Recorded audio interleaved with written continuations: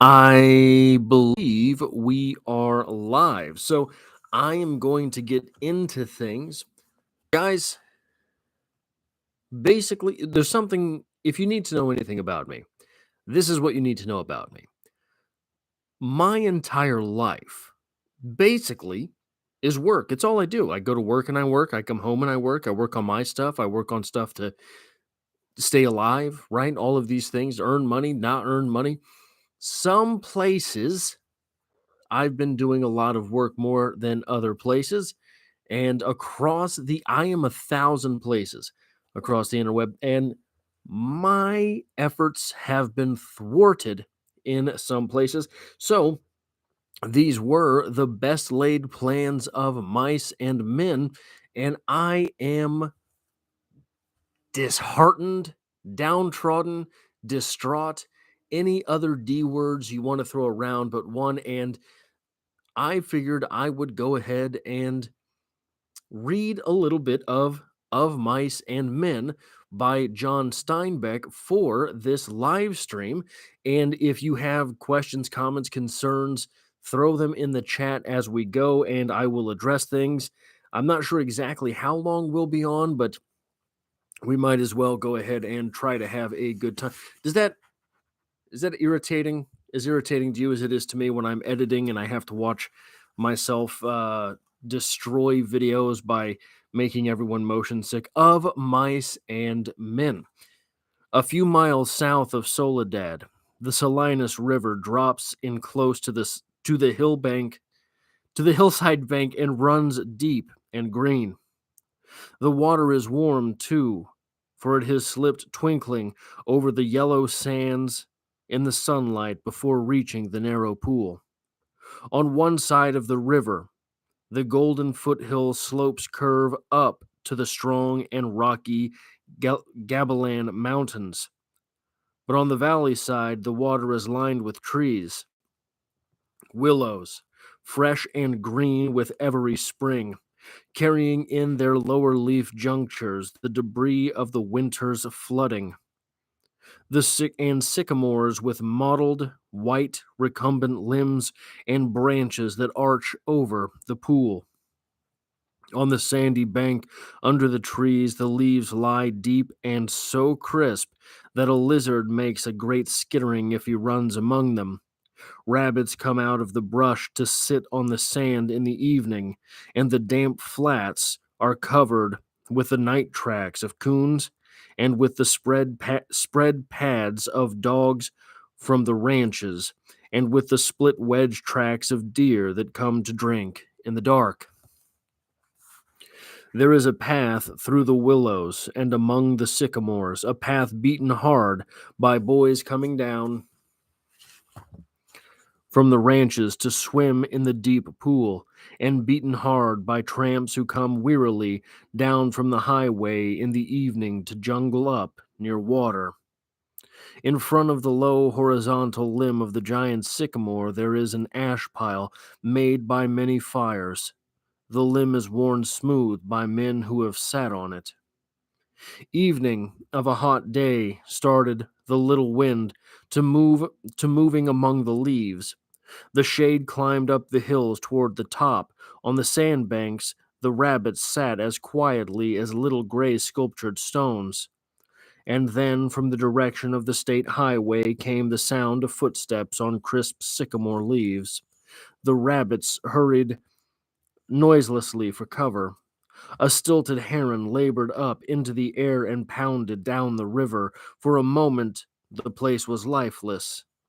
And then two men emerged from the path and came into the opening by the green pool. They had walked in a single file down the path, and even in the open, one stayed behind the other. Both were in denim trousers and in denim coats with brass buttons. Both wore black shapeless hats, and both carried tight blanket rolls slung over their shoulders. The first man was small and quick, dark of face, with restless eyes and sharp, strong features. Every part of him was well defined: small, strong hands, slender arms, a thin and bony nose. Behind him walked his opposite, a huge man, shapeless of face with large, pale eyes, with wide, sloping shoulders, and he walked heavily, dragging his feet a little, the way a bear drags his paws. His arms did not swing at his sides, but hung loosely. Do you guys hear that? It's like an alarm. I don't think it's in my apartment.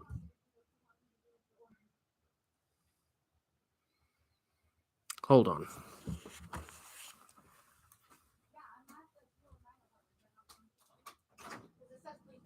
You're in the wrong place. Huh? You're in the wrong place. Okay.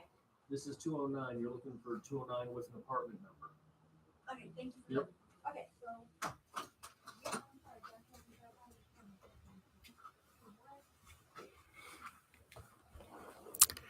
That's what happens to me. Daily. Daily. My apartment number is 209. The building I live in is 209. So anyone delivering anything brings it to my apartment. This would not normally be all that fretful a thing, but I work overnights. So when these people knock on my door, it wakes me up. So if you are delivering something in Kansas City, Missouri, make sure that you check an apartment number and a building number. Where was I? The first man stopped short in the clearing, and the follower nearly ran over him. He took off his hat and wiped the sweatband with his forefinger and snapped the moisture off it. His huge companion dropped his blankets and flung himself down and drank in the surface of the green pool. Drank with long gulps, snorting into the water like a horse. The small man stepped nervously beside him. Anybody want to jump in with anything?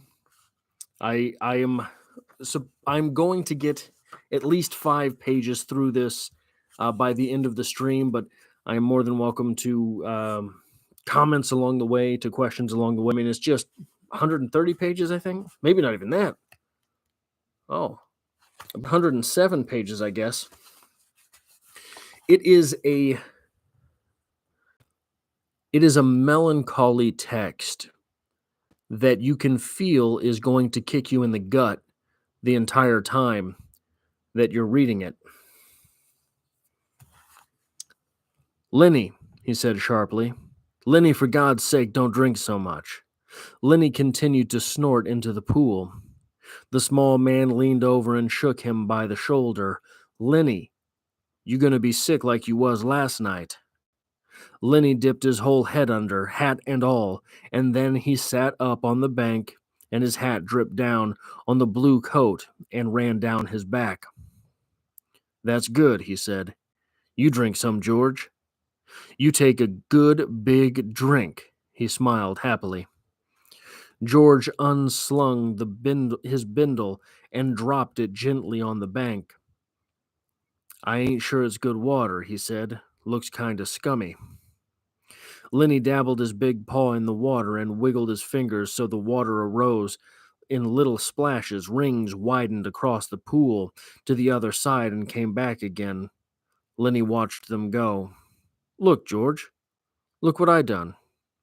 George knelt beside the pool and drank from his hand with quick scoops. Tastes all right, he admitted. Don't really seem to be running, though. You never ought to drink water when it ain't running, Lenny, he said hopelessly. You drink out of a gutter if you was thirsty. He threw a scoop of water into his face and rubbed it about with his hand, under his chin and around the back of his neck. Then he replaced his hat, pushed himself back from the river and drew up his knees and embraced them. Lenny, who had been watching, imitated George exactly. He pushed himself back and drew up his knees, embraced them, looked over to George to see whether he had done it just right. He pulled his hat down a little more over his eyes, the way George's hat was. George stared morosely at the water.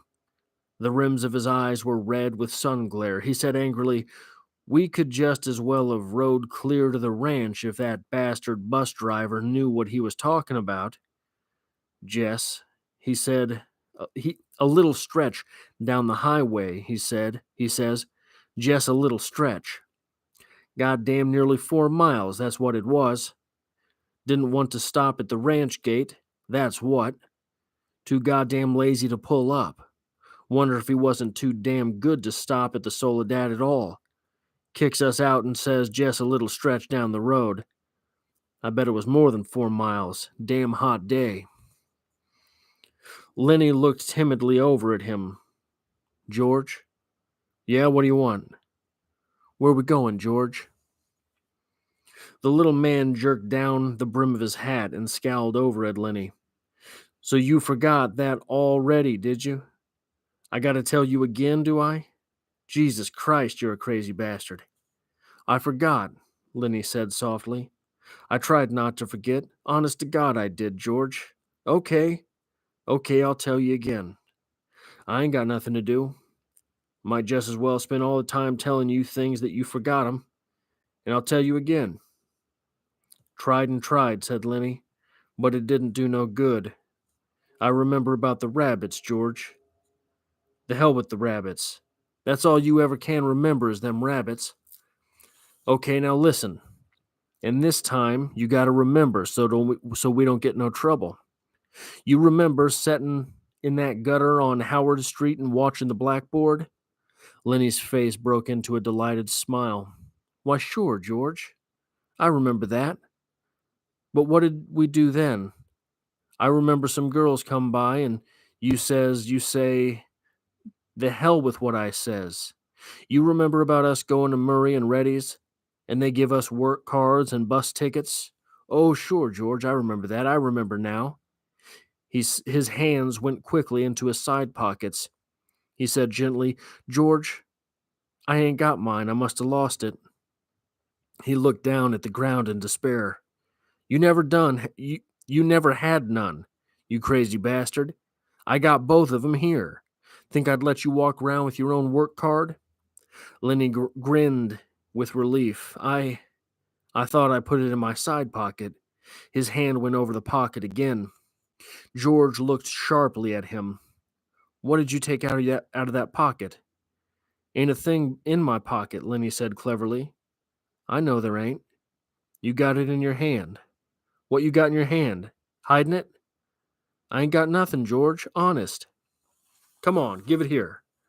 Lenny held his Lenny held his closed hand away from George's direction. "It's only a mouse, George."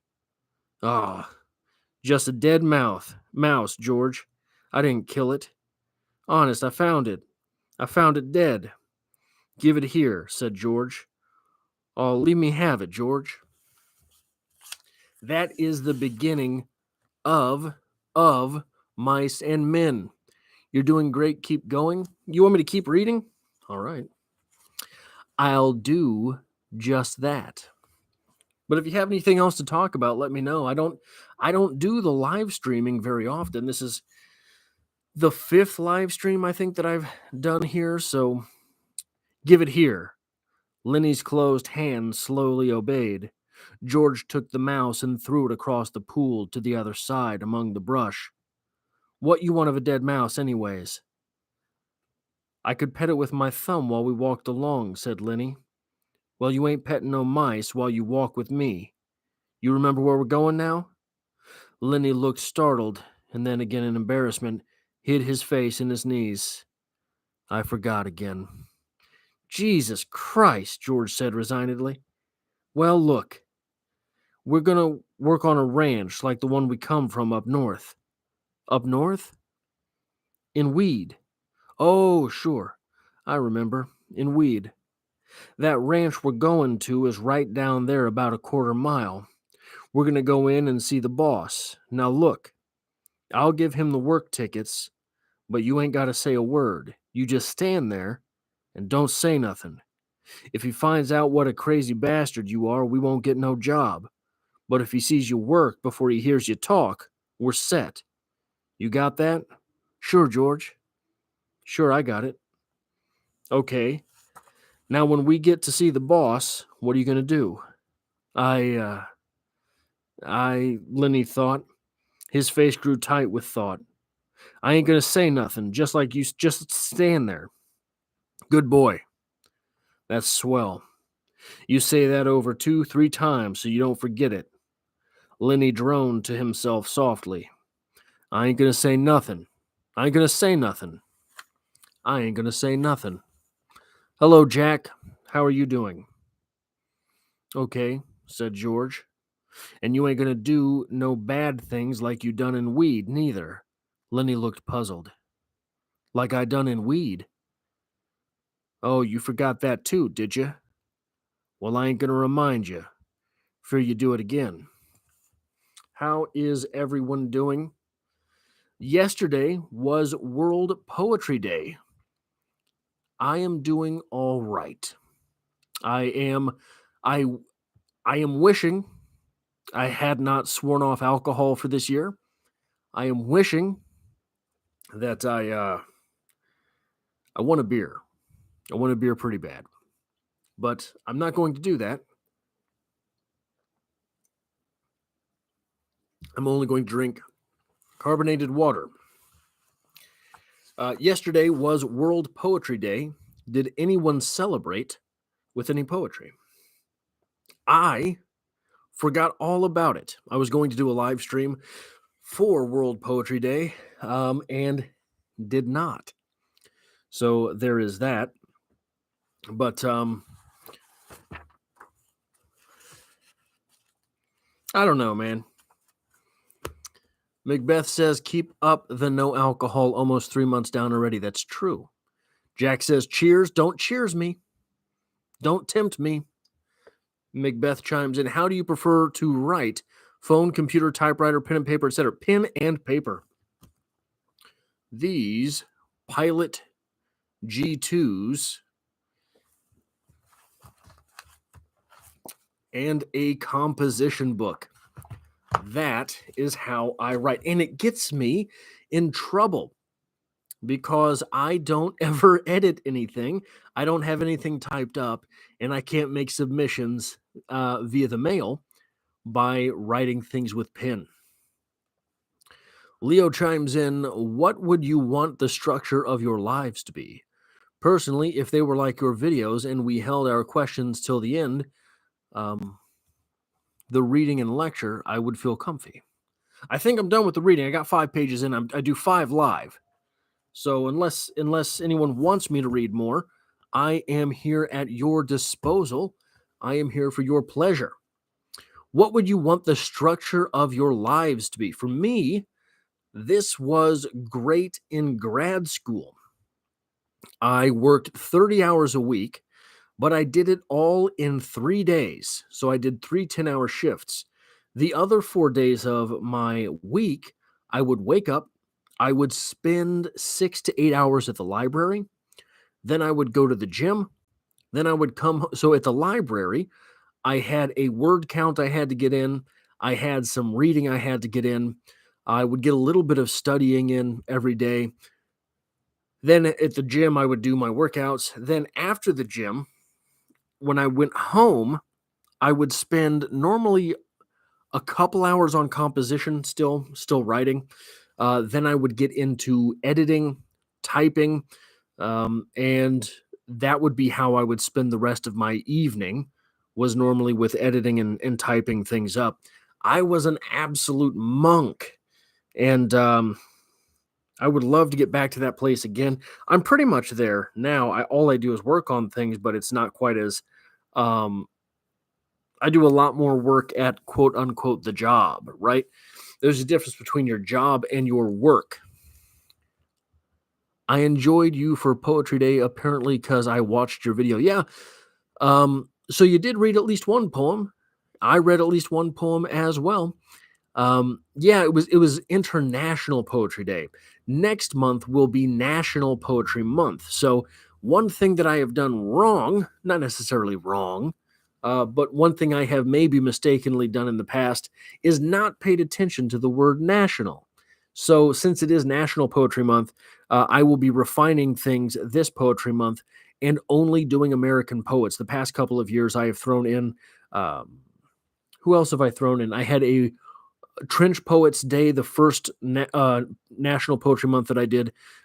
I had a Shakespeare Day last year, so I will only be doing American poets. There's a few people here.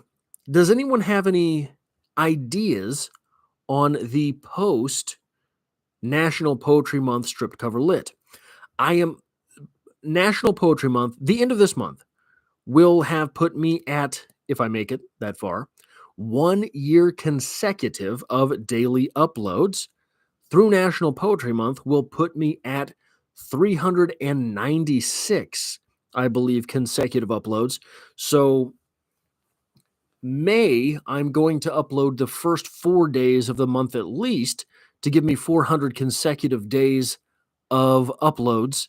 And then I'm going to break things down a little bit. So if you have any ideas on things, what I'm considering doing is poetry on Mondays. On Wednesdays, I'll be doing short stories. And then Fridays, maybe Fridays. Fridays are kind of a dead spot. But Thursdays or Fridays, I will be doing the novel read-alongs. I will get back to novels. And then I'll sort of throw in the other things that I have to work on sort of randomly. Jack says, who is your favorite poet? As I'm curious to know. Well, Jack, I hope you tell me your favorite poet as well. My favorite poet is Emily Dickinson, but also Charles Bukowski is a 1B for me. I really do believe that Emily Dickinson is the greatest poet of all time, and Charles Bukowski is someone who I believe would have great power to bring in even more eyes to poetry if his work were perpetuated more. I don't, however, think that we have the right people that have the sort of reins of literature in control of things to be able to facilitate the growth of literature, the growth of poetry, the growth of short stories, the growth of novels. And this is, well, when you start talking about things and you start looking around, Hollywood is absolutely crashing and burning as of the last few years. And I think part of that is there's no great books to turn into movies. And I think a lot of that is because of this siloing that has been happening with with interests in general, right? So there are more and more gatekeepers. There is more and more in talk. There are so many. Philip Levine, I think I have one video on Philip Levine on the channel, but I can't even think of what the poem would be right now. So I believe there is a Philip Levine poetry discussion. If you could throw out some titles from Philip Levine, I will try to remember which one it is. Not High Windows, right? No, that's Philip Larkin. Leo says, if you end up drinking, just don't feel bad about it. Go into a spiral. Hopefully there's no spirals this year. I'm on a little bit of a spiral right now. I had several spirals last year. So hopefully this year is relatively spiral free. I'm keeping myself just neck-breakingly busy with work and in hopes that I do not spiral at all this year. Since your last live, Leo says, I appreciate the way you've gone extra hard on the lecture and analysis part of the readings. I love thinking about things in ways I wouldn't. That's the goal, sort of, with the poetry discussions. And I do apologize for there being a lack of sort of different types of literature on the channel besides poetry. I'm really wearing down towards the end of this. Again, like I say, at the end of this month, I will have uploaded every day for an entire year. By the end of next month, it will be every day for nearly 400 days. Backyammon says, hi there, digging the channel. It's good to have you here, Backyammon. I don't think I recognize you from any of the comment sections. Are you someone who's relatively new to the channel, or have you just been what they call a lurker, I suppose, in internet terms. Martyr by Kava Akbar. Let me jot that down. Relatively new for sure. Well, it's good to have you here. What brought you to the channel? How did you find the channel? Akbar. I will do my best to find that. And he's a poet. Martyr is his first novel. Oh, okay. He's a poet. That's a novel. Do you have any requests from his poetry? So my novels are pretty backed up at the moment as far as what I will be presenting on the channel. How big a novel is Martyr? Is it a great big novel or is it a smaller novel? Something that I could maybe cram in. But what I was going to look at doing after National Poetry Month is poems on Monday, short stories on Wednesday, Thursdays, or Fridays.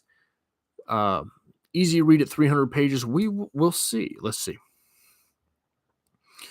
I will write it down and look into it. Leo says, for the jealous girls in the chat, I want to know. What is it? You and that girl. What is that? What? Jealous girls in the chat. There's no jealous girls in the chat. Am I missing something? I'm lost.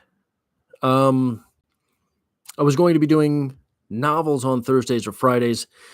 I'm going to continue the Darkest series. I have an idea for the Darkest detail. Her name is Emily. Emily Dickinson is here again. Emily, Mrs. Dickinson, it's over.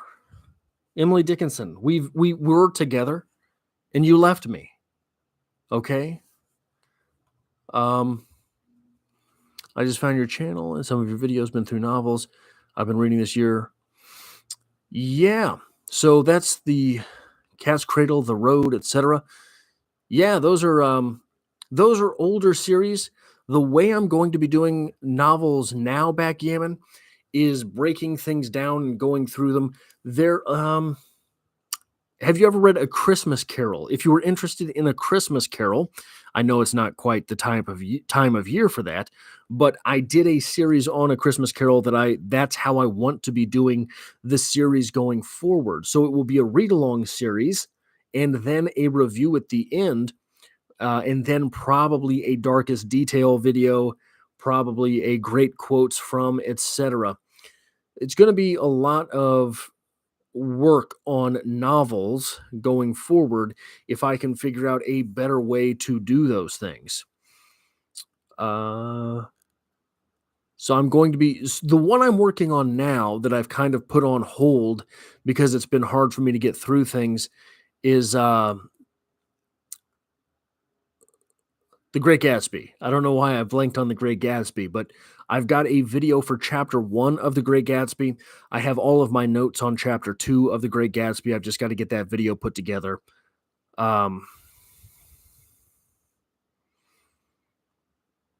Me and Emily Dickinson, we go way back. Me and Emily Dickinson, I don't want to say I inspired all of her poetry, but, I can't say I didn't. I wasn't there for all of it being written, but one of the greatest poets that ever lived. So you are saying you and her are together and it's giving time traveler. I can neither confirm nor deny these suspicions, Leo. Things have happened. Sometimes people just grow apart by hundreds of years, and that is that. Anybody have any literature to talk about? Any poetry, short stories, novels? Backgammon, unfortunately, I have not read that novel, so I can't contribute to a discussion on it, but there are a lot of things I have read. I'm here for all of it. I don't know, man. I am just in a weird place as far as energy levels and I don't know. Trial and America. I have not read that either. Backgammon, you and I are on two different pages, I suppose. Um, favorite poems, Backgammon? Maybe we'll sync up there. I'm not sure. Kafka. I have read embarrassingly little Kafka. Metamorphosis, and that's about it. Not a whole lot of Kafka, not a whole lot of anything really from that era, from that part of the world. So I apologize. I apologize. Anybody have anything to say about Charles Bukowski or Emily Dickinson or Ernest Hemingway or any of the expatriates? Anything? I feel like I have contributed so little during the course of this live stream that I apologize. Have you heard of Storygraph? It's an app to help track the books you are reading, like Goodreads, but better. I think you could start a community there and have followers like us. Not sure though. I'm so bad with apps. I'm so bad with all of this stuff that I would prefer not to make any commitments there. I had a Goodreads for like 8 minutes. I have no idea what that Goodreads is anymore. Even Twitter and Instagram, I'm not good with anymore. It honestly, guys, YouTube takes so much work and much work to stay on top of things that it's killing me right now. I just picked up The Sun Also Rises from a hole in the wall bookstore. How about that one? That wasn't my favorite. So um, Hemingway is what? So I haven't. So Macbeth chimes in. How would you rank Hemingway's big three novels? The Sun Also Rises, Farewell to Arms, and For Whom the Bell Tolls. I will answer this because it gives a little bit of clarity on how I feel about The Sun Also Rises. I think of the novels from Hemingway that I've read, A Farewell to Arms is the best one. I have not read For Whom the Bell Tolls, so I would put that second because I did not like The Sun Also Rises at all. There's a review for that on the channel. Um, I would say that the best novel, The Old Man and the Sea, is really good. And a lot of people aren't going to consider that a novel. It's sort of a novella. What are you doing with it? It's only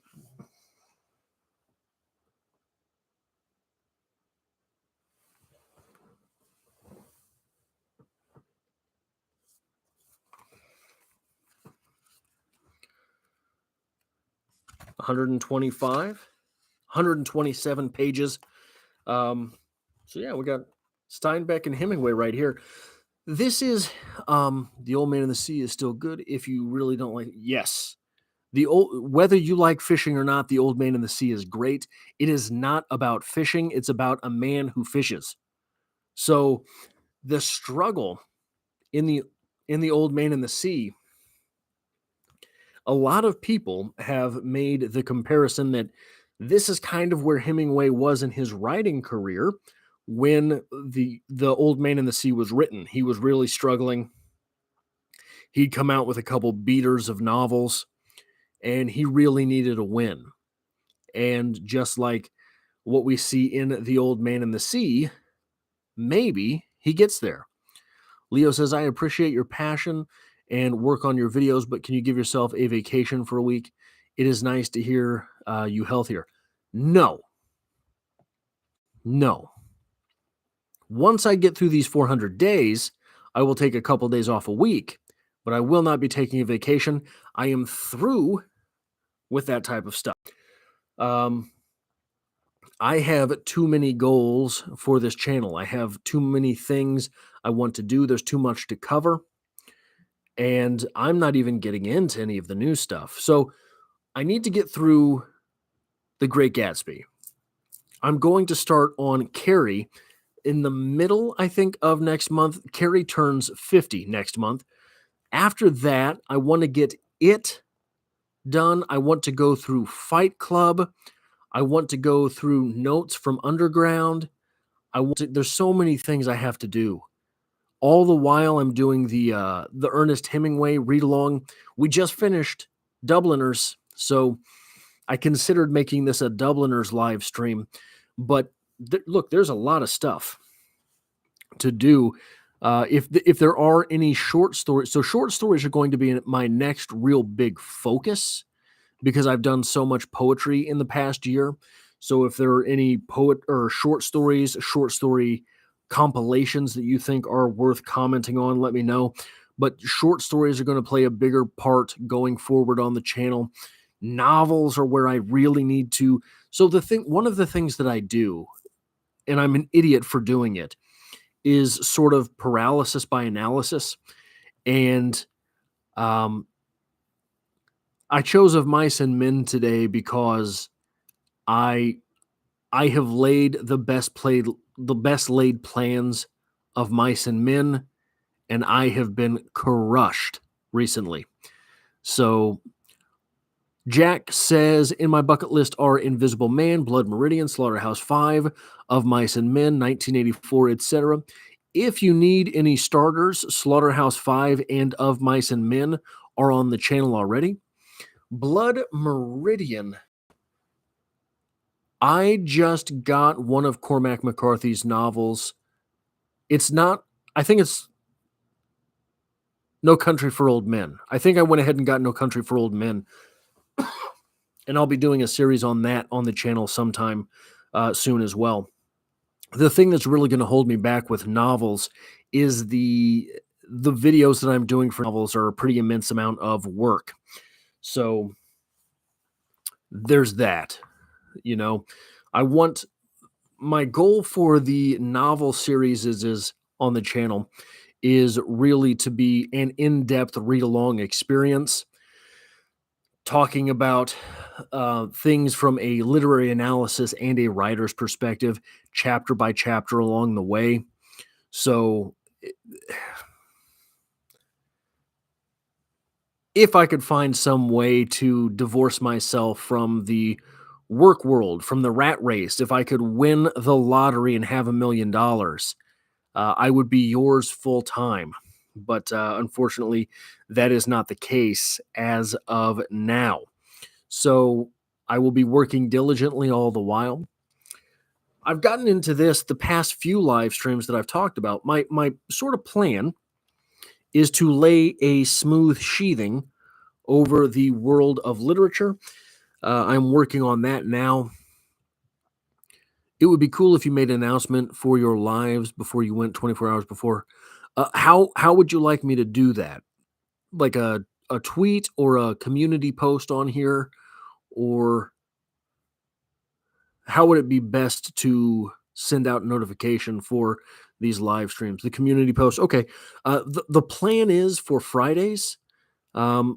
Like I say, unfortunately, I work overnights, so it's kind of been a crapshoot as far as when I am going live. I will do my best. So next, I was hoping to see my niece this week. Unfortunately, she is on spring break, so that threw me off a little bit on thinking I had a different timeline than I did. I'm old now, so I have no idea when spring break is. I work overnights now, so I have no idea when spring is. So it's still winter for me, basically, the hours that I am awake. But what I was saying is I'm hoping to lay a sheathing over the world of literature. You would make a planned live stream schedule like a video, and people can tap on it, and the notification. Oh, how does that work? You would make a planned live stream. I will look into that. I have no idea how to do that. What do you do for a living, if you don't mind me asking? Overnights are something else. I work retail. So I work retail. Basically, I mean, everything that comes retail management. So everything that comes in that world is what I have to deal with. But it's on the opposite schedule of most people. So there's like a normal scheduled premiere video. I will look into that, Leo. I will do my best to do that. There is a quote from Eric Weinstein that has been troubling me. I realize now, guys, it must be 5 years, 6 years now that this quote has troubled me. He talks about he was on the Lex Friedman show, the Lex Friedman podcast, and he talked about there's when you're talking about the world of ideas, so what might kind of be referred to as intellectuals, but I don't consider this an intellectual thing. I consider my channel a world of ideas thing.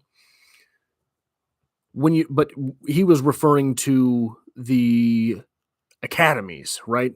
The world of academia. There's two types of people. There are the people who work in offices, and then there are the madmen in the woods. Now, the people who work in offices, the upside of that career, being a professor at a college level, the upside of that type of career, you've got benefits. You have steady income. You have people who look up to you on a daily basis. You have all of these benefits basically of working for the state. You work for a university. You will have a pension. You will have tenure, all of these things. The downside of being that type of intellectual is that all progress in the world of intellectualism is made via heresy. When you work in an academy, when you work for a university, the heresies that you commit have to be small. You commit a small heresy and you don't make anyone too mad. And then if that heresy is accepted, you create another small heresy, and incrementally you get to move along heresy by heresy and advance your career, advance the world of ideas, etc. But those madmen in the woods get to create giant heresies. That is the upside of being one of the madmen in the woods. The downside of being the madmen in the woods, you can starve to death. You can die of exposure. And obviously, this is metaphorical, but the upside is that, so Einstein had an annus mirabilis, a miracle year in 1905. He published the paper on E equals MC squared, the paper on relativity, the paper on Brownian motion, and I think there were two other papers in there. I think he had 5 massive papers drop in 1905. He didn't work in an academy. He didn't work at a college. He was a patent clerk at the time. So he could go out and create these great big heresies and get away with it. I'm the madman in the woods. It doesn't come with any benefits except for the fact that I can create heresies. Yeah, so there's that. It's personally the best when the day is totally cloudy and gray and a bit cool. I hate a nice, bright, sunny day with clear skies because I need sunscreen / an umbrella. I love the sun. I love the summer. I always used to think about what the weather used to be like when these people were making their writings. Apparently, it doesn't matter. The weather in readings, lol. That is interesting. I think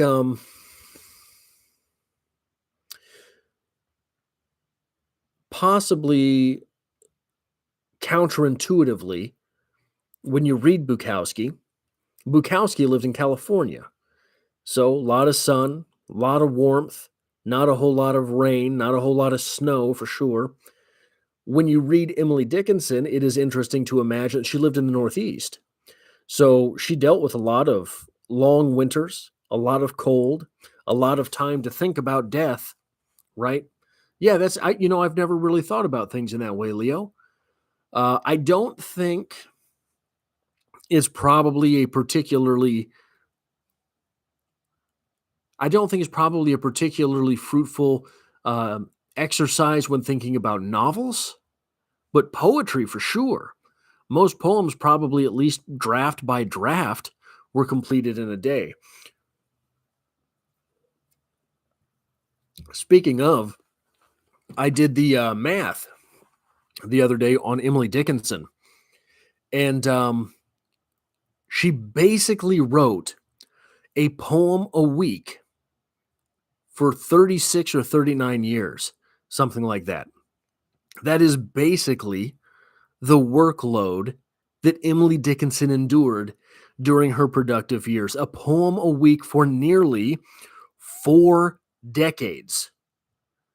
Are there any writers here that think they could keep that pace for 4 decades? That is incredible. And I don't know if you've ever made much headway through the collection, Emily Dickinson's collection. You're jealous of me, Jack? Don't be jealous of me. I'm a weirdo living in the woods. I'm the madman in the woods. But Emily Dickinson, if there are any writers here, do you think you could write a poem a week, average a poem a week for nearly 4 decades? Uh, if you have ever made much progress through Emily Dickinson, through her collected works, through the big book of Emily Dickinson, it's wild to see the way that she progressed, to see when she started to regress. And so, yeah, I mean, Leo, if you want to talk about the weather, if we're talking about, so the metaphor of weather, the metaphor of the year, the metaphor of the day, your youth being spring, the summer being the productive years of your life, the fall being like your late adulthood, and the winter being your later years. Reading Emily Dickinson's Winter can be startling at times. Um, and there's a lot of that makes me uncomfortable from the standpoint of I don't know if this is a truly brilliant mind that is deteriorating or if I'm just too damn dumb to understand. Right? So this is someone who would have been light years ahead of me as far as everything is concerned with poetry, as far as everything is concerned with literature in general.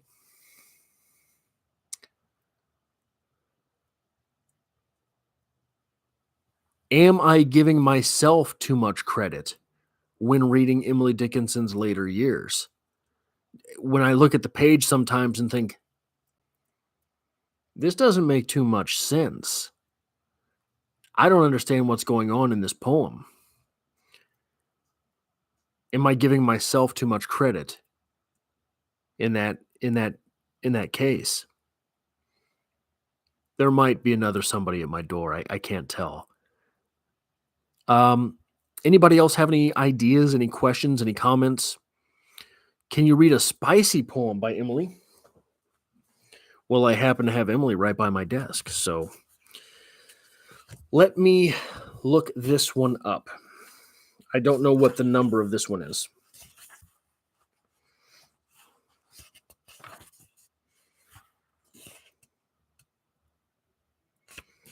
Very early in the collection.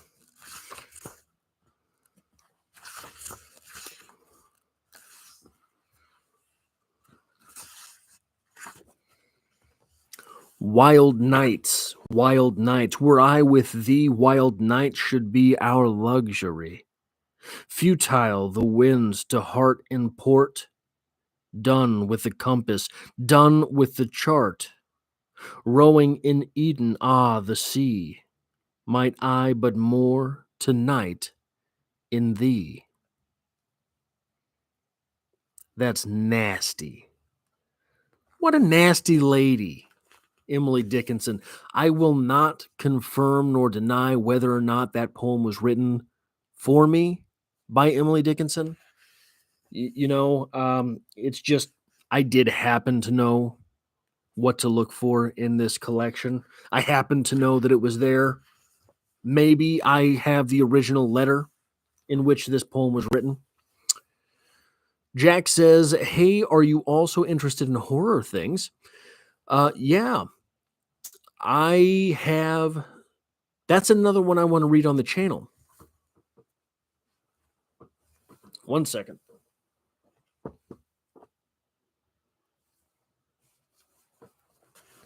If you have not read this book, look for it once I tell you what it is, and you are in for a treat.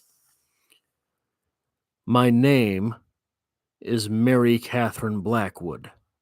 I am 18 years old, and I live with my sister Constance. I have often thought that with any luck at all, I could have been born a werewolf. Because of my two middle fingers on both hands are the same length, but I have had to be content with what I had. I dislike washing myself, and dogs, and noise. I like my sister Constance, and Richard Plantagenet, and Amanita phalloides, the death cup mushroom. Everyone else in my family is dead. If you have never read We Have Always Lived in the Castle, it gets off to a bit of a slow start. It is a quirky. What is wrong with my hair? It is a quirky novel, but man, I bought this book after your opening paragraph episode on it. Yeah, Macbeth. Did you get through it? Did you ever make it through? We Have Always Lived in the Castle. It is an absolute trip. Where am I? Oh, I was going to say there is a read along series for if you are into horror. There is a read along series for The Shining on the channel. The Shining, I think, is Stephen King's best book. I think it is even better than it. I have not read The Stand, so eventually I will do The Stand on the channel. You're saving it for the fall, Macbeth. It's definitely worth it. It is a great read. I had a series on it, and that series was on an external hard drive that crashed. So I lost that series. Also, from Shirley Jackson, if you were into horror, The Haunting of Hill House. However it is that you find it, it is definitely worth reading as well. Shirley Jackson in general is definitely worth a read. I loved watching this movie called Irish Wish, and Lindsay Lohan's favorite author was James Joyce. Do you have a spicy James Joyce poem? And can you talk about who and what James Joyce is? So, James Joyce poetry, I do not have. James Joyce poetry, from what I understand, is strictly we have it strictly through love poems or love letters to his wife, and it's not spicy, it's downright weird from what I understand. So I do not have any of that, but uh, James Joyce, Irish writer, um, I think he was born in 1884, 1885, something like that. Went basically blind through the course of his life. A literary type writer. Dubliners is his greatest collection of short stories. He wrote Ulysses, which, depending on the list, is definitely in the top 5 novels of all time. I've never read it, but it is constantly in the top 5 when you look at those lists. I have read A Portrait of the Artist as a Young Man. If you decide to take that journey, I suggest reading it as fast as you can and then going back for a second turn, because it is not easy. It is not easy to get through, and you will get more out of it through a second turn.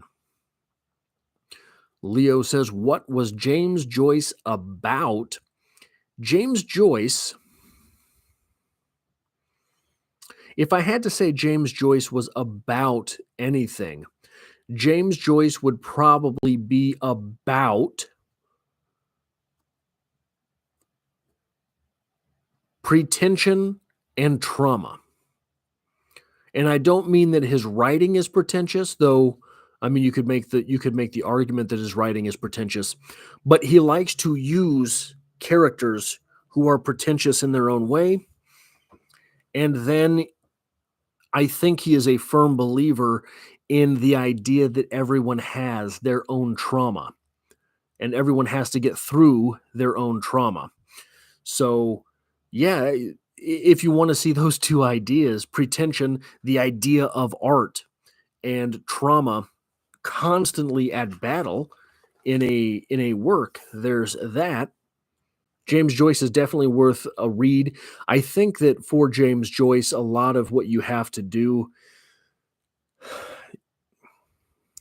if you can find a piece from James Joyce that gives you an emotional purchase, an emotional in to the story, one that you can grab onto and hold, that will open up a lot of James Joyce to you. And obviously, it's that way for a lot of writers, but I think it's especially that way for James Joyce because James Joyce is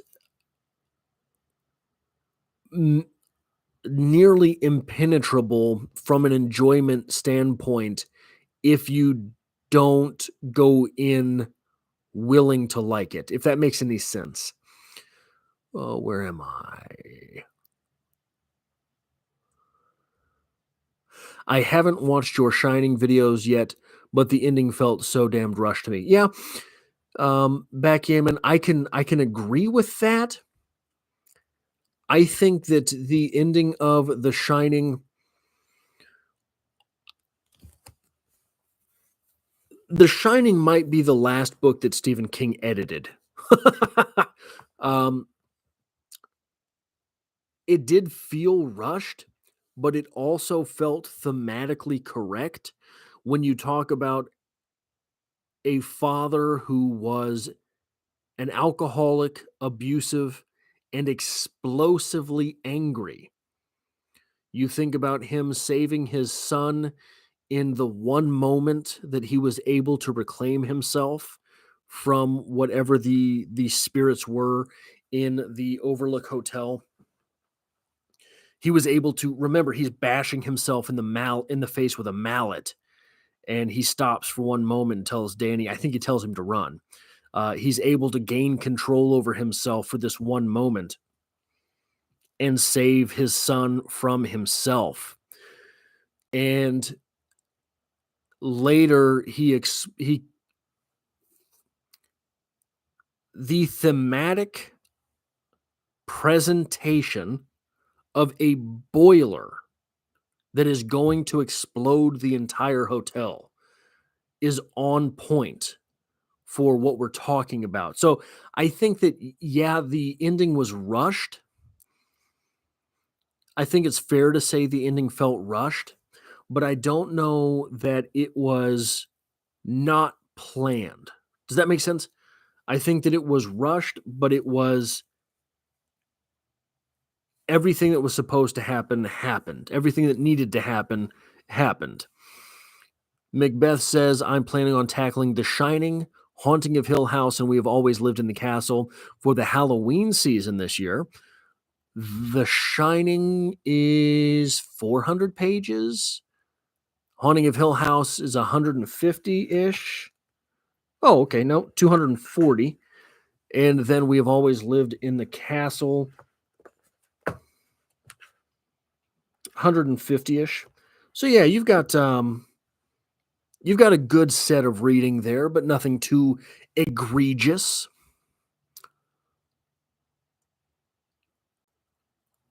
Anybody else? We're nearing the hour mark.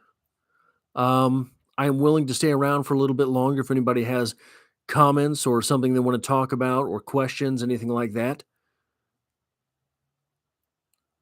Have I put everyone to sleep? Was I too boring again? I have a problem being too boring. So, Love Hollerin' in the novel. Have you ever read it, Backgammon? Have I been a librarian? I have not. I applied at a library shortly after grad school, but I don't think they ever even read my. I spent a lot of time at the library that I applied. So probably they knew, hey, that's the weird guy that sits in the corner. Don't hire him. But that's the closest I've ever been to working in a library. But backgammon, if you are still there, Halloran appears in it as well. He is a side character in it. So I haven't read it, but I am interested to get around to it. Yeah, he appears in it as well. So keep your eye open for him in that novel. Very interesting to see him pop up a couple times. Um,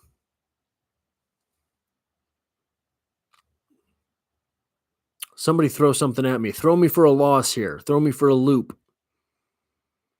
Give me something interesting to chew on. Ask me a question that'll be difficult to answer. The Shining was one of your favorite novels, Backgammon? Is that how you mean?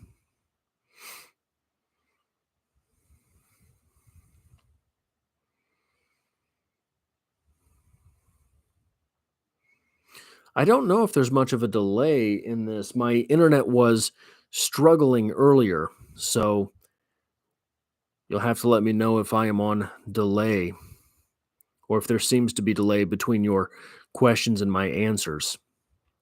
One of the things I've been playing around with lately, just hollering is one of my favorite. Oh, one of your favorites in the novel. I see now. I misread that completely.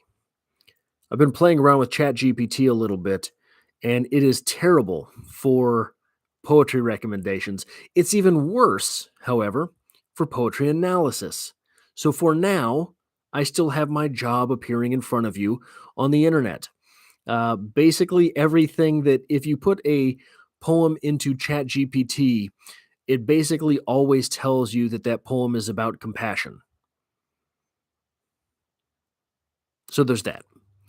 Leo chimes in. How do you think people would talk about you if you were in a book they were reading? Oh, miserably. I would not want to be around myself. I would not want to know myself if I weren't me. I barely want to know myself, and I am me. All right, here's a curveball for you. What's the end game with AI?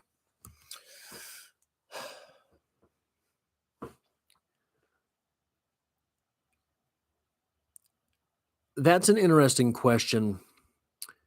Stupid robots don't understand art. That is interesting, Macbeth. So this is um, this is maybe the final frontier with that is real composition. So AI, one of the best ways I think to sort of interpret AI, one of the best ways to sort of think about what AI is, what it is capable of, is what Tesla is doing with full self driving.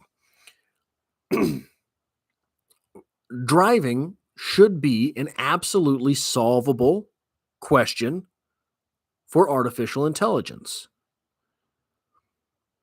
They started by programming their artificial intelligence with all of the rules of the road.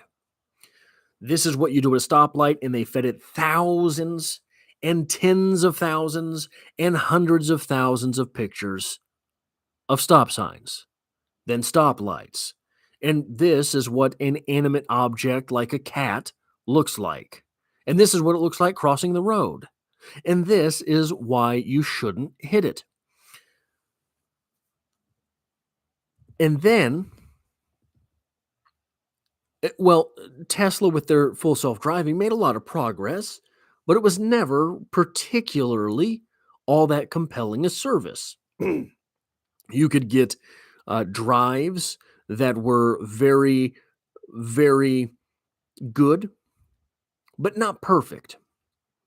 And then all of a sudden, Tesla started changing their data sets. And instead of feeding their artificial intelligence all of these pictures of stop signs and stoplights and yellow lights, instead of programming in, okay, here's what you do at a stop sign, here's what you do at a stoplight, here's what you do at a yellow light, they started with their ability. The technology progressed to the fact where they could just feed in video. They could feed in all of this video, all of this good driver data. Just show it to the system itself. And these things are wildly improving. But here's the question. Will these things ever be able to create? Will the self-driving cars ever get to the point where they realize, hey, guys, rule X, Y, and Z on the road? If we just redid this part, things would go so much more smoothly. That is what we are. That is the point we're getting to with artificial intelligence as far as large language models and whatnot is concerned. There was a story, I think it was last week, about an astrophysicist who was working on his PhD. He was in PhD. So for anyone who doesn't know, sort of in a lot of these fields, what a PhD really is, basically what it is you have advanced the field of knowledge in some way. So you are doing work that has never been done before. That's kind of what you have to do in some of these fields in order to get your PhD, your doctorate. There was a story a couple weeks ago from a guy who was, I believe he was an astrophysicist, who was feeding in his thesis. Boom, boom, boom, boom, boom, boom, boom, boom, boom, boom, boom, boom. His entire thesis, except for the last part. And then ChatGPT told him what the end of his paper would be. Science that had never been done before. ChatGPT was able to kick out what the answer, what the construction of this man's entire academic career would be, and it was correct. So no, I don't believe right now, Macbeth, that AI understands art. But it may be that we get to the point where AI can create art. That is the final bastion, as far as I am concerned, as to what it means to be human. That is the last thing that separates man from machine. The creation aspect of things. Ricky Bobby chimes in. Curious on your thoughts on some of the big postmodern lit authors like Delilo, Pynchon, and Wallace. David Foster Wallace? If that's Wallace, I'm not a big fan of David Foster Wallace, if that's who you mean by Wallace. Pynchon, I think I've only read a couple things from. Delilo? I have no idea who that is, actually, I don't think, off the top of my head. Backgammon says, yeah, there's a really great subplot in Clara and the Sun about that. How different are we really? This is a question. So, one of the great big,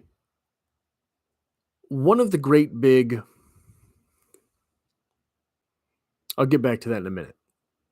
Nathan says, I've always liked Steinbeck's down-to-earth, everyday man way of speaking. Yeah, kind of like Hemingway. I would say that Hemingway is better with turns of phrase than Steinbeck, but Steinbeck is better with emotional pay dirt than Hemingway.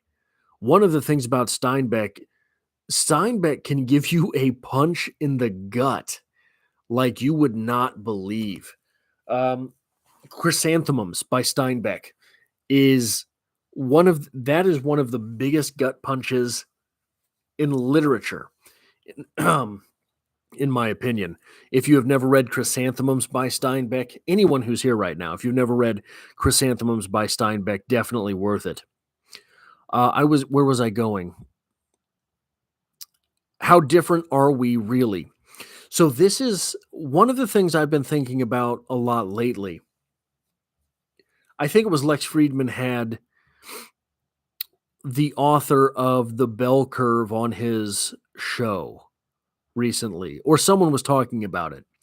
And The Bell Curve is one of these books that got into trouble because it sort of pointed to the different IQs between races, um, and maybe went too far and started making observations and taking things away from that. But one of the ways that people argue against all of an argument of racism came up out of that, as you would imagine from that type of information. Somebody gets a hold of that information and runs with it, right?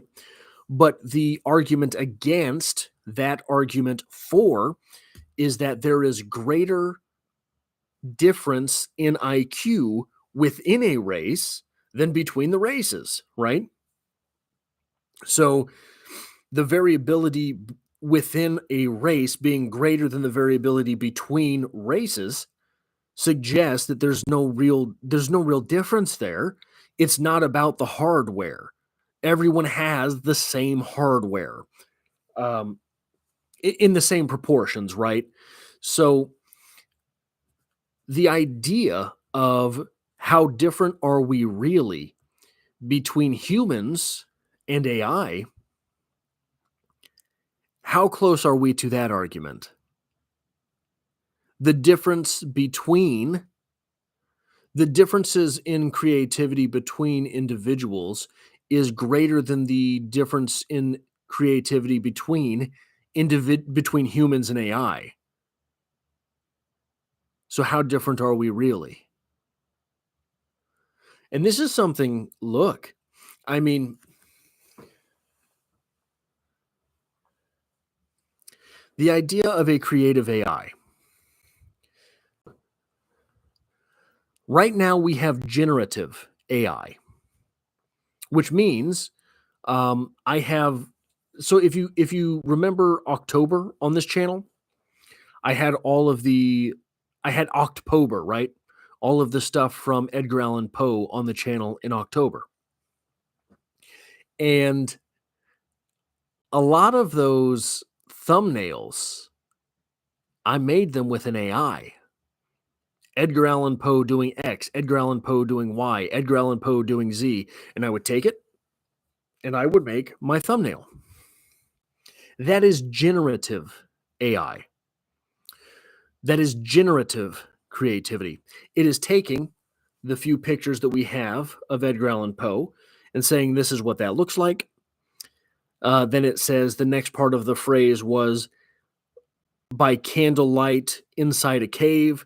Well, we know what candlelight in a cave looks like. Here's Edgar Allan Poe, candlelight cave. How long before AI is to the point where it becomes curious about what something looks like and makes it itself? Just a question. I don't know. Does anyone have anything else? Any other questions, comments, concerns? Anything else to talk about with your old buddy from Strip Cover Lit? See some new names here. Backgammon, Nathan. Don't think I've seen Ricky Bobby. I don't think you've been in a chat before, have you?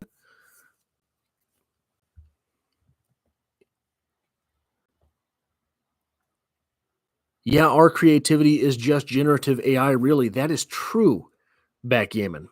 That is terrifyingly true, Backgammon. This is where creative people and geniuses are really separated.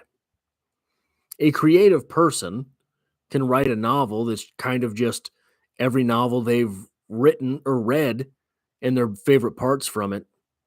But a genius, those really genius folks, they can write stuff that you have never read before. We're still at that point as humans. So one of the interesting things, and this is probably way off the beaten path, and especially way off the beaten path for this channel. One of the interesting things to think about. I talk about hauntology a lot, which is the idea that the future is canceled, right?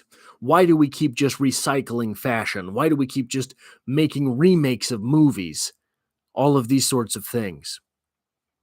Why do we not have so Peter Thiel, Eric Weinstein, these are a couple guys who talk about the fact that if you walk into a classroom today and you walked into a classroom in 1980, they're the same classroom, except today there's more screens, right? They think that we are in a technological lull. You want to hear something terrifying? Do you want a little bit of creep factor from your old buddy Adrian? Maybe maybe we're in a little bit of a technological lull. Maybe we're in a lull of creativity. Perhaps we are in a cultural standstill. But maybe, but perhaps what has happened is that if you look at everything there is and everything there ever could be as an apple orchard, say, big apple orchard, we're going Robert Frost now. All of everything that is or ever could be is a giant apple orchard. What if fire and writing and math and then advanced math and then automobiles, the wheel, we've picked all of the low-hanging fruit. What if this is it? What if the only progress from this point forward that can be made is from those super genius intellectual Albert Einstein, Isaac Newton types? Well, if the only progress that can be made is from the Isaac Newton, Albert Einstein types, those people are very rare. See where I'm going? Those people are very rare. You have to have a whole lot of people for an Einstein or an Isaac Newton to pop up. And we're having fewer and fewer people. Maybe we are at the pinnacle of civilization. How's that for a dystopian sci-fi novel? Nathan says, well, the ultimate question is, what do we do when AI can do everything we do but better? And I mean everything. Well, Nathan, I don't know. I don't know. You better be very, very pretty. Luckily, I'm there. Or you've got to be very, very useful at something very, very human comforting. Unfortunately, that's not me. I am not a people person. So, I don't know. I don't know what we'll do. But we might be getting there super fast. Nathan says part of remaking movies is the reliability of older IP. Movies are getting more expensive and having a much smaller return on investment. I would agree with you, Nathan, except that they are not remaking things faithfully. Right? They're not remaking the essence of the thing. They are taking the thing and wearing it as a skin suit. They are making skinwalker movies, which I don't understand. If you're going to take the thing that far from what it had been, just make that thing. It's a weird conundrum. Leo says, sometimes I think about people who in their own world were great, great writers, but they didn't get to live in this world and relative reality. I'm not sure I follow, Leo. I'm willing to follow. I think you're going somewhere interesting with that. I'm just not sure exactly where it was. Ricky Bobby says, "This is my first time in the chat. Used to watch your channel several years ago and just got back to it. Your content provides great food for my mind during my lunch breaks at work." That makes me feel good. Honestly, that makes me feel good. Um, Thank you for that.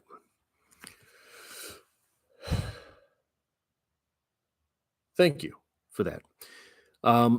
It's a lot of times making content, a lot of times, especially making content about literature, because there is a pretty hefty investment at the prior to video point. And a lot of this type of content is more search based than it is premiere based, right? The videos will get more views over time than they do the very first day they drop. So a lot of times, this channel, the work that goes into it, feels like shouting into the void. And I see, the channel gets normally between 500 and 800 views a day. The new videos don't get 500 or 800 new views. So we're talking about views over the entire catalog.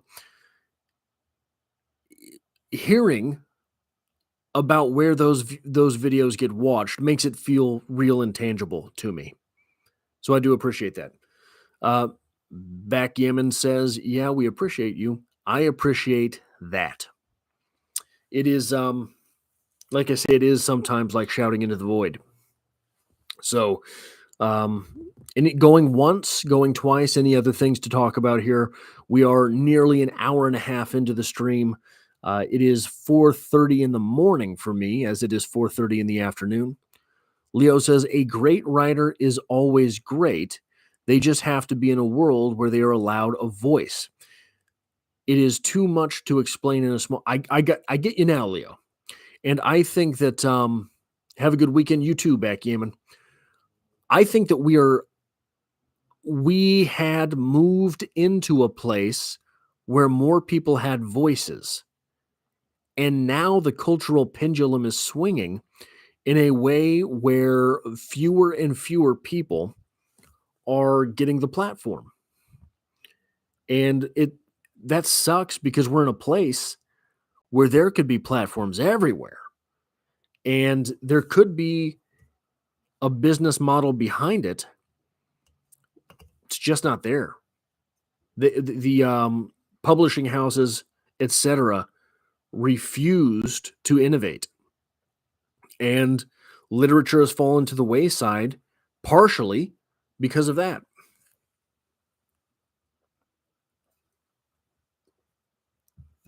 So, very, very disappointing from a literature overall perspective. Part of the channel's goal here, part of the mission statement for this channel, is to help revive what literature is to what literature used to be. And I know that sounds very, get off my lawn, but that's not how I mean it. Literature used to hold a place of prevalence, less so in the United States than other places in the world, but literature used to hold a place of um, prestige, even in the United States. So it's fallen off. I think part of that is because of quality.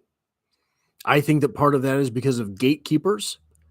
I think part of that is because of technology. I think part of that is because innovation has not kept up with the delivery mechanisms of literature. I think all of these things. Imagine wanting to write a book that you know Republicans already banned to keep goodness out of and keep evil. So you can blame Republicans if you want, but there's a whole lot of censorious behavior on both sides of political aisles. I don't know that right now the nastiest forms of censor come from the right. I don't know that. I think there's an awful lot of stuff going on in what used to be liberal circles, right? So it's mind numbing. It is infuriating that what liberal used to mean no longer does it. It was so one of the things that I heard Jordan Peterson say that always was weird to me. I never really understood it. Was he said, we know what it looks like when the right goes too far. And he was talking about, of course, World War II, and that sort of thing. World War II, the right gets too much power. They take over, they censor, they destroy, right? But we know what happens when the right has too much power, when the right goes too far. We don't know what happens when the left goes too far. Guys, we might be seeing it now. The cultural decay that's going on right now, and I don't mean, look, I'm all for personal liberty. You want to live your life in any way you want to live your life. I think that is the best thing we can do, is be ourselves. I really do believe that. And I believe that no matter how it is that you want to live your life. But the idea of the left, whatever that means, is now being just as controlling over people's lives as what the right, quote unquote, is. I'm all for individuality. I don't want either of these people running my life. You got the too far left, you got the too far right. I don't want any of them telling me what to do. And I think so.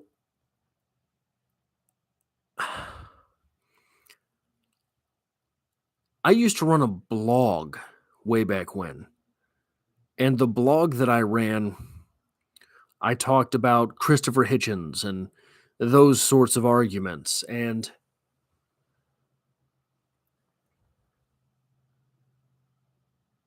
it's like we didn't learn anything from when conservatism went too far. It's like we didn't learn anything from it. Right? We didn't learn anything from the satanic panics. We didn't learn anything from the Victorian age. And now we have whatever you want to call today. You know? So it's kind of a dour note.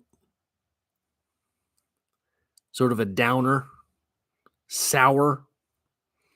Anybody got anything else they want to say, they want to throw out there? We're nearing an hour and a half now on the live stream. Debbie Downer, yeah. Yeah, I'm a Debbie. I am a Debbie. Tell me something, Nathan. Get me out of the Debbie Downer hole. Thanks for your time, Adrian. Thank you for being here, Leo. I appreciate everyone that has spent a single minute here.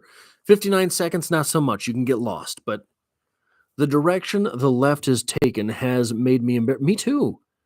Right? It's I don't want conservative Christians telling me how to live my life. That's not my life. And I don't want anybody else telling me I have to live their life either. It's just it's such a weird place that we've come to. Why can't we just all live our own lives, right? Instead of telling other people how to live theirs. And the morality that it's just wild. It is wild stuff. Weird and wild stuff.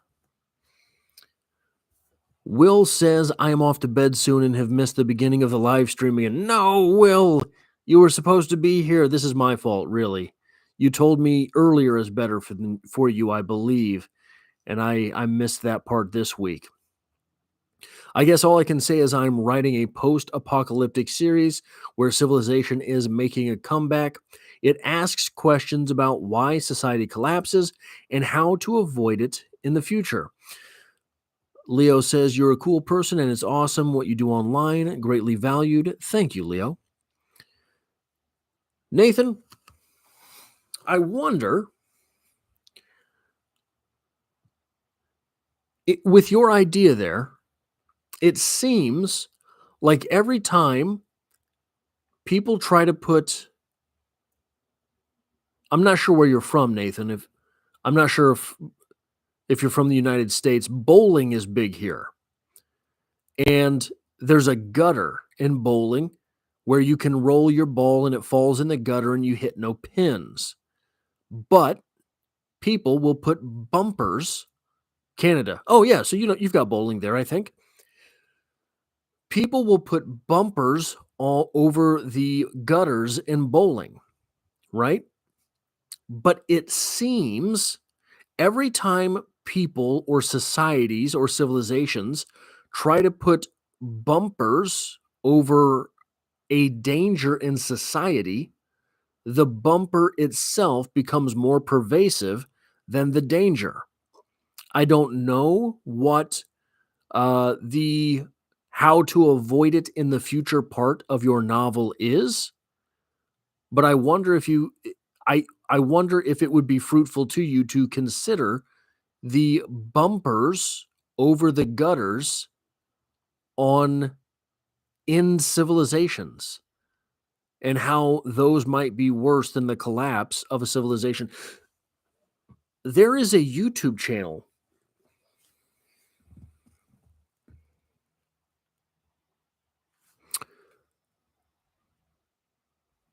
I don't remember what it's called, but it's about the end of civilizations. They do hour and a half, 2 hour long podcasts about all of the civilizations that have fallen.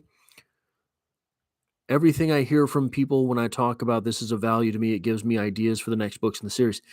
I would imagine that a little bit of rumination on gutter, the bumper gutter analogy might even inform a an antagonist in the series, if that makes any sense. The f- the fall of civilizations, I believe, is maybe the YouTube channel. They have, I believe, 30-ish hours of podcast, probably, maybe even more, about the fall of civilizations. Man, I don't think they've uploaded anything for a long time because I have them on my I am subscribed and I have notifications turned on, and I haven't seen anything from them in a while. Leo says, "Make sure to remember to schedule your live streams." I will look into that. I will try to be better about that, Leo. I apologize. Um, in the community tab as well, yeah. Oh, and what we'll discuss in the stream as well, so we can be ready for the chat. Yeah, I will try to do better. When I decided to do the live streams, um, it was just kind of on a whim, and then I thought 5 Live Friday is a nice catchy title. So I hadn't really done any thought into the progression of this. So I appreciate that, Leo, for bringing my attention to those things. And if you have any more suggestions as to what I could do for the live streams, I would appreciate that too. I'm not someone who partakes in many live streams as an audience member either. Um, so yeah, I appreciate that. Anybody else have anything to talk about? Going once, going twice. We are an hour and 34 minutes in. Never want to give advice because it's my channel. Oh, but I'm sure I could use tons of advice. I'm someone who takes criticism pretty well. So I will never take it as you trying to tell me what to do. So if there are ideas or suggestions, um, I definitely appreciate those. And I mean, look, guys, my goals are bigger than my ego. So I want to facilitate literature. I want to nourish and facilitate literature. And that doesn't have a whole lot to do with Adrian, right? That has a whole lot more to do with you guys.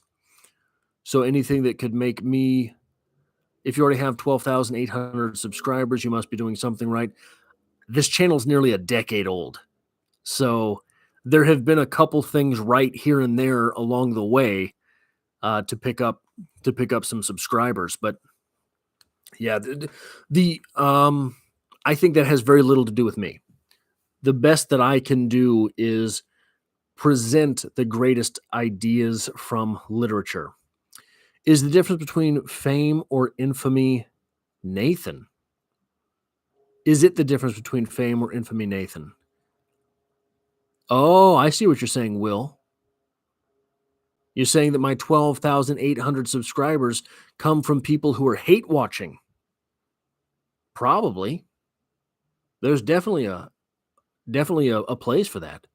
The structure for the live would be cool if you started the lives a bit like your regular uploads, and then after the analysis part and the read. Okay, I can do that.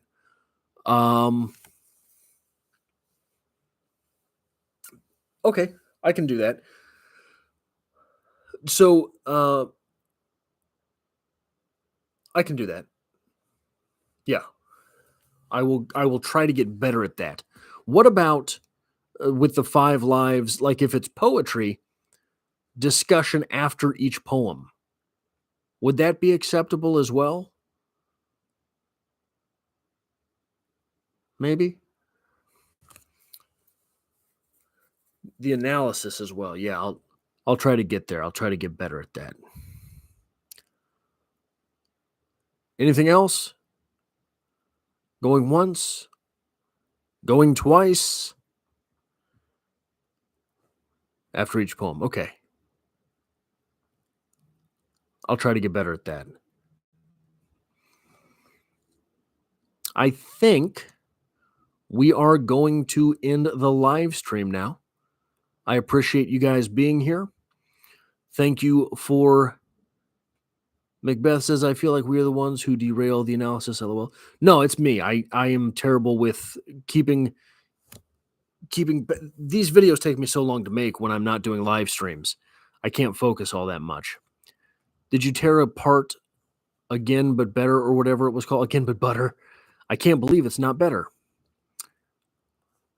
Did I tear it apart in the videos? Yes. I think I just threw away the book. I don't think I did anything special with its disposal. I don't think I still have it, though. Again But Butter, and I Can't Believe It's Not Better. That's the sequel, I think. I was so mad in that book when that guy's name ended up being Pilot Pen. It was just disappointing. I felt like an idiot for reading that far into the novel.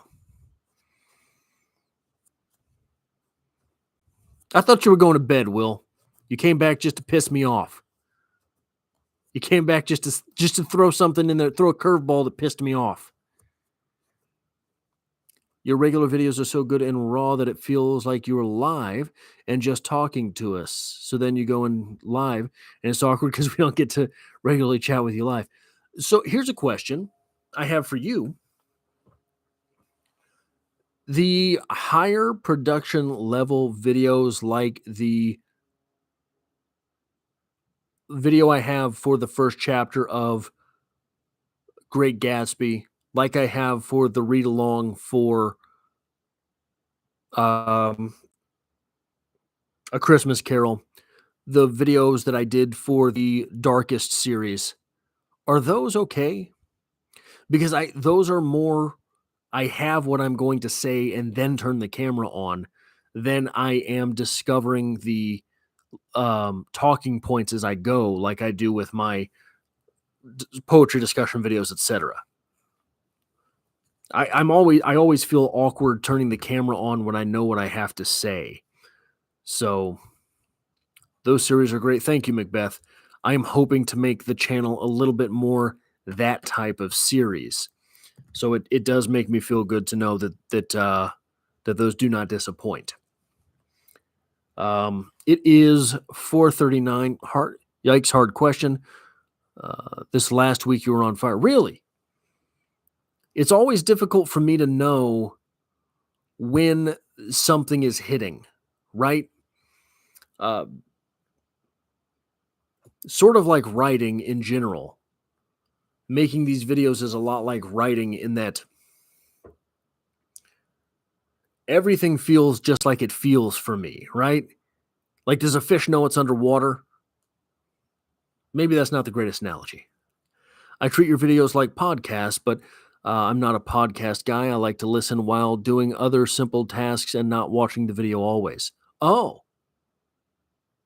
so you're multitasking instead of basking in the Adrian. I get it, Macbeth. That's fine. That's fine. Live your life, you know? Don't worry about me.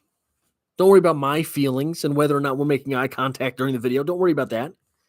That's fine. You know, just being used. Just being used over here on the internet. Story of my life. You get my mind, but not my eyes. Okay. Good night, Will. It was good having you here. I think I'm going to bed, guys. Thank you for being here. I appreciate the time that you have given me. I appreciate the time that I get from you on a weekly basis. And I will be back next week. If you have any ideas for next week's 5 Live, let me know in the comments to this video or wherever it is that I'm on Twitter at Stripped Cover. You stay awesome too, Leo. And I will see you guys next time.